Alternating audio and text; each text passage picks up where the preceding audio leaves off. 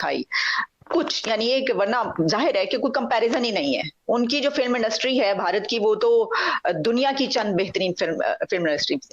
तो अगर हम उसको ना भी देखें, लेकिन इतना पीछे तो नहीं। सिर्फ पाकिस्तान में एक कारोबार चलता है, खबरों का कारोबार।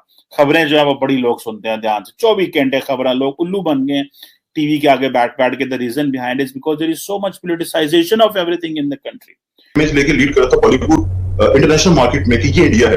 अब वो इस दौर में अकेला नहीं है, अब ये फिनोमेना बदल चुका है। अब बॉलीवुड हुआ कमजोर और हिंदुस्तानी सिनेमा की टर्म सामने आई है, जिसके अंदर जो साउथ का सिनेमा है, तेलुगु और तमिल सिनेमा, जिसका मैं मद्दाह हूँ, बहुत अच्छा सिनेमा है, वो अब सामने आया है। एक बाहुबली से पहले का सिनेमा था, एक बाहुबली के बाद का सिनेमा। अब बॉलीवुड अकेला नहीं है, उससे कंपटीशन का सामना है। हिंदुस्तानी सिनेमा के स्टार्स इमर्ज हो रहे हैं और वो स्टार्स खान के जो सेकुलर इमेज का जो छवि थी उसमें डेंट डाल चुके हैं। और आने वाले वक्तों में मुझे नहीं लगता कि कोविड के बाद बॉलीवुड के लिए, खास के लिए कमबैक करना आसान होगा। ये बहुत मुश्किल। एम्बेसडर बने हुए हैं, तो हमें भी चाहिए कि हमारी फिल्म इंडस्ट्री भी प्रमोट हो। हमारी फिल्म इंडस्ट्री में, सिनेमाज में इंडियन गाने लगते थे, फिल्में लगते थे। इंडिया ने वो 5 अगस्त के एक्शन लिए, हमने उनकी फिल्में बंद कर दी। अब हमारे सिनेमा भी बंद हो गए। अब हमारे सिनेमा में ड्रामे दिखाए जाते हैं। अब आप इमेजिन कर लें, हॉलीवुड की मूवीज कौन देखेगा वहां पे आके? वो इंडियन फिल्में होती थी, लोग खुशी से भागे भागे जाते थे, सिनेमा चलता था, मजा आता था। मुझे भी याद है, मैंने लास्ट टाइम पता नहीं कौन सी रोटी रठौर के कौन सी मूवी देखी थी इंडियन सिनेमा। और अब वैसे नेटफ्लिक्स आ गया कि लोग उधर देखते हैं, या अमेजोन आ गया, घर में बड़ी एलईडीज लगी हुई हैं, स्क्रीनें लगी हुई हैं, सिनेमा जाने की जरूरत ही कोई नहीं ज्यादातर लोगों को। और एंटरटेनमेंट बड़ी महंगी है पाकिस्तान में। आज भी जो टिकट है, मेरा ख्याल है 1500 रुपए की, पता नहीं 2000 या 1200 रुपए की टिकट है। That's normally an expensive in Pakistan as far as entertainment is concern ना। तो ये चीजें हैं। सो हमें अपनी सॉफ्ट पावर पे ध्यान देना था, अपनी मूवी ड्रामे उस पर ध्यान देना था। और हमने जो है वो, कभी हमें दुनिया में पता चलता है इधर सिविलियन कू हो गया, कभी पता चलता है मिलिट्री कू हो गया, कभी ये पता चलता है इधर धमाका हो गया। ये चीजें जो है, they are not good for our image as a nation. We have to have a plan for next 10 years and we can come on that.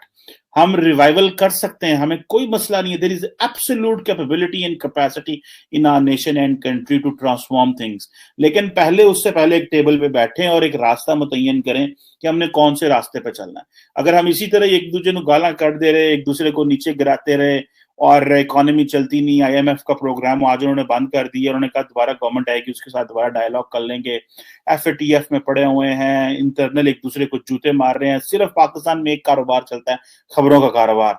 खबरें जो है वो बड़ी लोग सुनते हैं ध्यान से, 24 घंटे खबरें, लोग उल्लू बन गए टीवी के आगे बैठ बैठ के। The reason behind is because there is so much politicization of everything in the country. जबकि हमें हर चीज को ना, वो कल्चर, ये चीजें, लोगों को एंटरटेनमेंट की तरफ लेके आना है। आज सऊदीज इंडिया में आ गए बिजनेस लेने, उनकी अपनी फिल्म इंडस्ट्री को प्रमोट करने। अब आप इमेजिन कर लें कि who is coming here in Pakistan for for such kind of things. बड़ी पोटेंशियल है। ये नहीं मैं समझता कि पाकिस्तान में पोटेंशियल नहीं है, हमें बस रास्ता चाहिए। और एक वो, और गलती होगी हमें कि इमरान खान साहब, शायद हमें वो लीडर गलती से मिल गया। हमें तो ये भी मुतय्यन करना है कि हमारे लीडर कौन है जिसने हमें ये रास्ता देना है।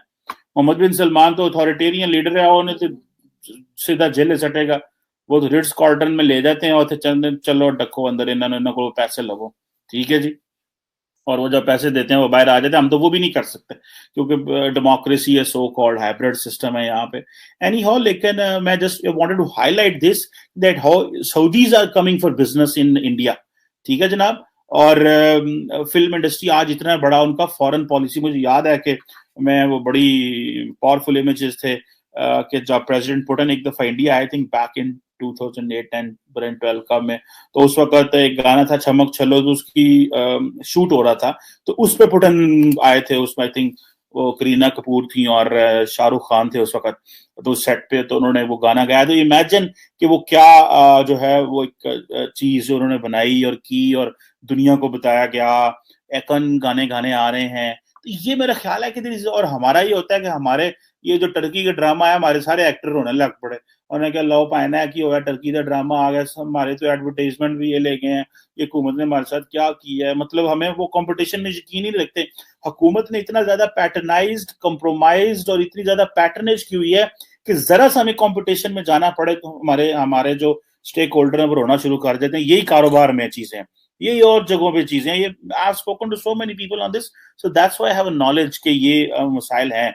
और एक मुझे याद है उस वक्त कियानी साहब का दौर था, बैक इन 2010-11 जरदारी साहब का, तो इंडिया के साथ कारोबार खोलने लगा तो बहुत सारे बिजनेसमैन ने कहा ना खोलना, अगर इंडिया से ट्रेड आ गई तो हमारे बिजनेसमैन उसको कॉम्पीट ही नहीं कर पाएगा। तो ये चीजें हैं। आई एम होप के we need to be very careful and we need to look inward in a way के हमारा जो मुल्क है वो तरक्की करे और उसमें हम सीखें और अपने मुल्क का जो इमेज है उसको बदलें। इस तरह के इमेज से ना देखा जाए कि हम जो है उधर सिविलियन कू हो गए हैं, पहले मिलिट्री कू होते थे, अब हम सुनते हैं सिविलियन कू हो गए, और इस तरह की चीजें जो हैं that do not give us a good air time. Human rights watch क्या कह रही है, ग्लोबल टाइम्स क्या लिख रहा है, वॉशिंगटन पोस्ट क्या लिख रहा है, CNN क्या लिख रहा है, आज भी हमें इस तरह के जो है वो खबरें हमें हमारे सामने आती हैं। ये नहीं आनी चाहिए, ये हमारे मुस्तकबिल के लिए और हमारे यूथ के और हमारे अवाम के मुस्तकबिल के लिए अच्छी नहीं है। और हमारे पास इस तरह की खबर आनी चाहिए कि हमारा कोई अदारा इतना मजबूत है कि the people are coming for getting expertise. Thank you very much.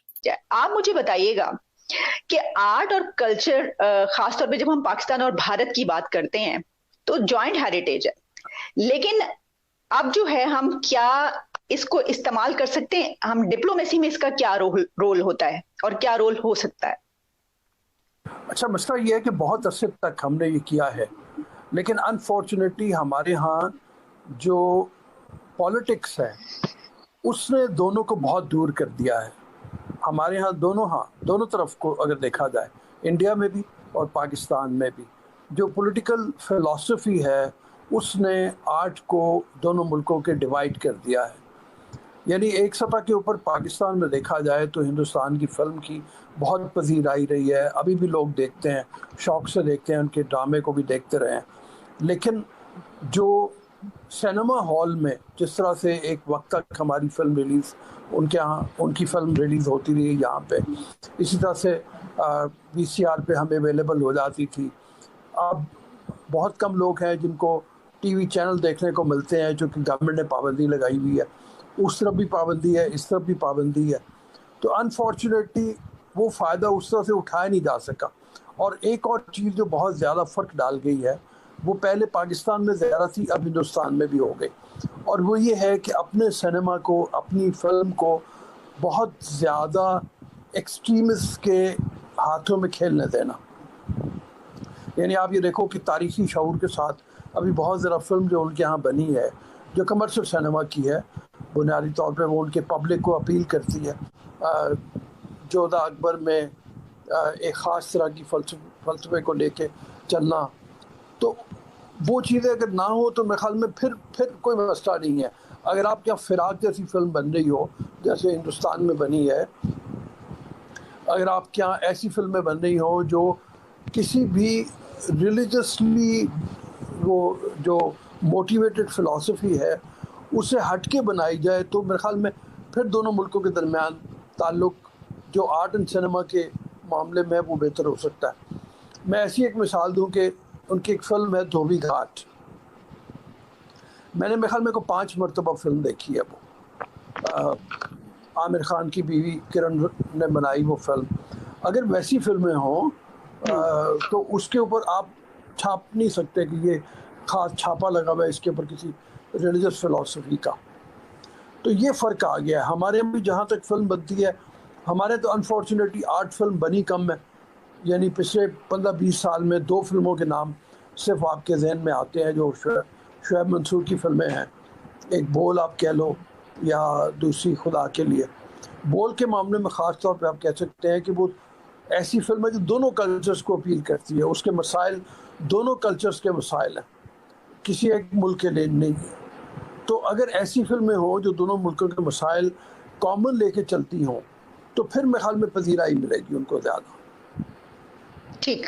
अच्छा रऊफ साहब, क्या मतलब अगर हम देखें कि तकसीम के वक्त की बात कर लें, दोनों मुल्कों में बहुत अच्छी फिल्में बना करती थी, जो जब हम फिल्म इंडस्ट्री की बात करते हैं बड़े जोरों शोर से चल रही थी। फिर उसके बाद पाकिस्तान बहुत पीछे रह गया।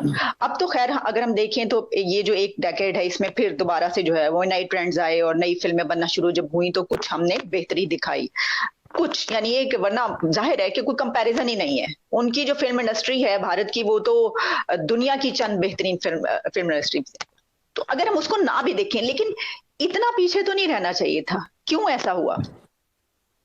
एक तो हिंदुस्तान में मुसलसल सिनेमा के अंदर लोग ऐसे मौजूद रहे हैं जिनका ताल्लुक अदब की दुनिया से था, जिनका ताल्लुक फ़न के आला तरीन नमूनों को लेकर चलने से था। आप देखो ना, आप जब की बात कर रही हो, मतलब सत्यजीत रे हिंदुस्तान में था, पाकिस्तान में कोई सत्यजीत रे नहीं था। श्याम बेनेगल हिंदुस्तान में था, पाकिस्तान में कोई श्याम बेनेगल के पाए का प्रोड्यूसर या डायरेक्टर नहीं था मौजूद।